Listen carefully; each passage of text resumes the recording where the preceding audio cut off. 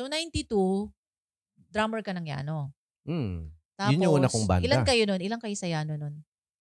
Bali, 4 talaga kami, pero hindi pa Yano yun, Nang. Nang pa yung pangalan nun. Nang. Kasi, Pwede mo ba kwento kung bakit naging 3 na lang kayo? pero sige, pwede Ah, naman. Pero maganda yan pag kinuwentuhan, guest natin si Eric Gancio ng oo, Yano. sabagay. Kasi kami ni Sige. Eric Next, nun, ano na si yun? Eric Gancio ng Yano, magkasama kami nun sa PETA. Kasi nagtateatro naman ako nung panahon na yun, 91. Active ako sa teatro.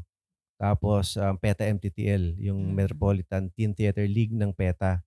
Tapos, doon kami nagkakilala ni Eric Gancio. Ako yung artista noon sa isang show ng PETA. Siya yung musical director, tapos may dala siyang bongo kasi yun yung sa buong bongo lang siya. Kasi doon kami nagkakwentuhan tungkol sa banda. Tapos niyaya niya ako sumali sa banda niya. Yun yung Nang, NG. Tapos nagkaroon kami ng meeting sa UP Diliman doon sa yung parang may mga ano man tawag doon sa mga tindahan doon, yung mga shop doon. Nakalimutan ko yung pangalan ng lugar na yun eh. Pero yun, doon kami nag-meeting. Doon ko unang na-meet si Dong Abay at si Larry. Si Larry. Si So, 4 lang kami. Larry, bassist. Hindi, wala pa kaming designation noon, pero dapat Okay. ako, gitarista dapat ako kasi nung sa kwentuhan namin ni Eric Gancio, nung nagre-rehearse kami sa Rasulaiman, kasi meron siyang gitara, ang ganda nung gitara niya eh. Hollow na Yamaha yata yun eh, black and white. Sabi ko, bay, kasi Bisaya din siya. Sabi ko, ang ganda ng gitara mo ah.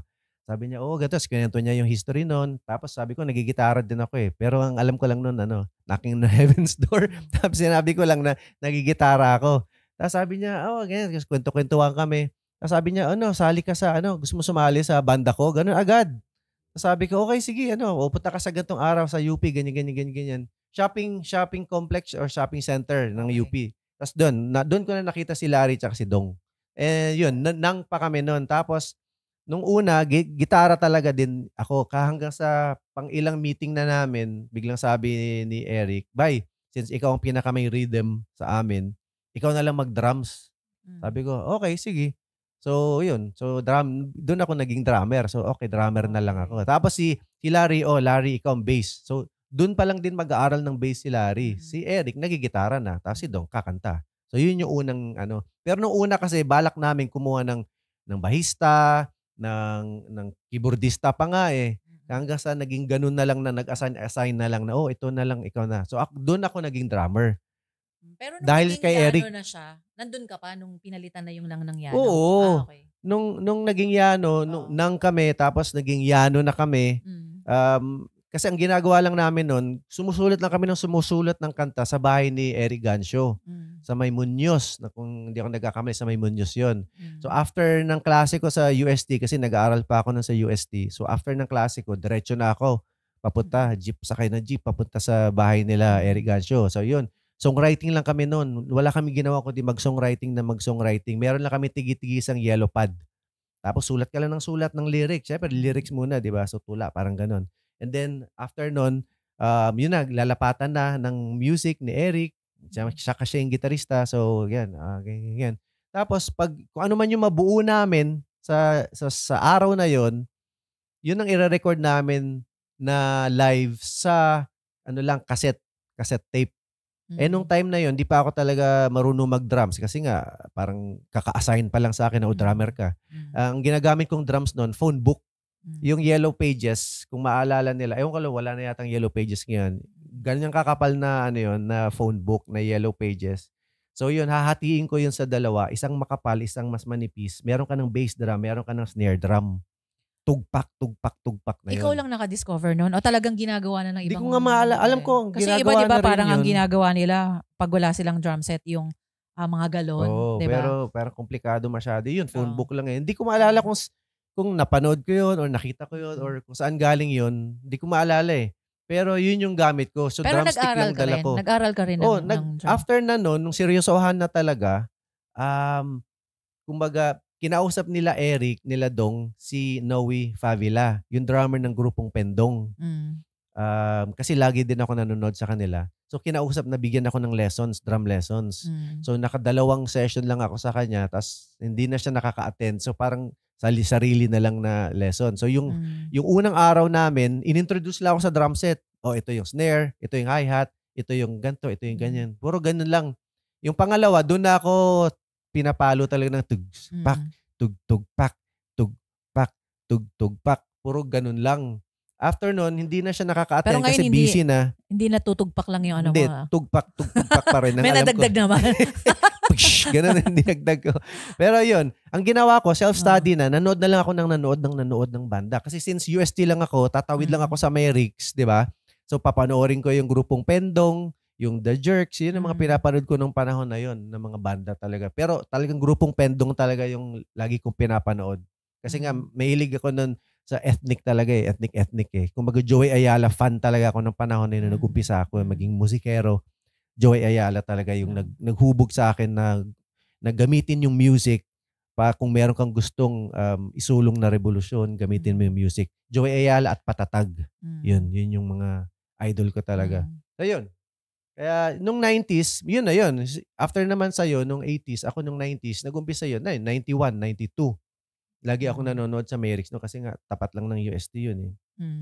Pero nung nawala ka dun sa paano mong nabuo yung Agaw Agimat from Yano? Kasi nung time na yon, yung Yano sobrang bilis na sumikat kasi nga lalo na nung pumasok na sila Pocholo Concepcion, tsaka si Arthur Pimentel, yung unang naging managers talaga ng Yano.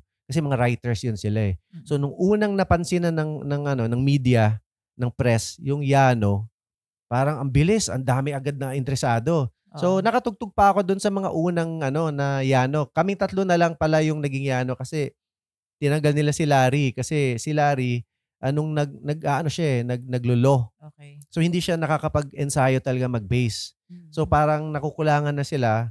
So yun, isang malupit na kwento nga yun kung paano nilanggal. Pero mas maganda ikwento yan ng pag nandito na si Eric, sila. Pero ang lupit nun. So hanggang sa naging tatlo na lang kaming Yano. So yun, tapos may sumpaan pa nga kami sa tapat ng Merix. Sabi namin, kahit anong mangyari, tayong tatlo ang Yano, susulong natin tong banda natin. Kasi nung time na yon, naghahanap lang kami noon na tutulong sa amin na magbibigay ng drum set para makapag-practice kami. Yun lang yun. Kung saan-saan na nagpunta, lumapit kami kay Gary Garnada, kay Joey Ayala, sa Mowel Fan, kung saan-saan kami nagpunta para mag-solicit ba, para makabili kami ng drum set na yung kahit yung sa sa ano ba yun, yung sa may Santa Mesa, yung bilihan ng mga yun eh. Lumanog? Yun, yung mga ganon, yung mga drum set lang na ganon. Eh wala talaga eh, hindi talaga. So ang nangyari noon, biglang umingay na agad yung Yano hanggang sa, since hindi pa ako drummer talaga, tas wala namang bahista. So para tumutugtog sila, may mga gigs na sila. Noong una, kasama ako, percussion lang. Tapos hanggang sa may nagigig na sila na gitara lang tsaka kanta. Duo na lang. Kaso, yun nga, parang may mga writers na sinulat, duo. So parang nakilala na sila as duo. Tapos hanggang sa tinanindigan na nila na duo sila. So nung time na yun hanggang sa na-sign na sila ng Alpha Records, may recording na sila, nag-usap kami ni Eric Gancho sa tapat ng sa tapat ng Ateneo. Nasa bus kami noon, nakatayo kami. Naalala ko pa. Sabi ko, "Bay, kailan tayo magiging Yano ulit?" 'Di ba? So sabi niya, "Baka malabo na kasi nakilala na kami as duo." Okay. So nung nangyari walang samaan ng loob. Parang ako naman, hanggang ngayon naman, 'di ba, magkaibigan kami ni Eric. Oo. Nasa Davao base na siya. Tinuloy niya yung Yano doon. Pero hindi sumama yung loob ko. Parang lang 'yon, senyales lang 'yon na kailangan ko na mag-move on. 'Di ba? So sila nag-move on na sila. So kailangan ko na mag-move on sa sarili kong paa. So nung time na 'yon, kahit papaano tugpak-tugpak pa rin ng alam ko, pero kaya ko nang pumalo ng simple. So kaya naisipan ko magtayo na ako ng sarili kong banda.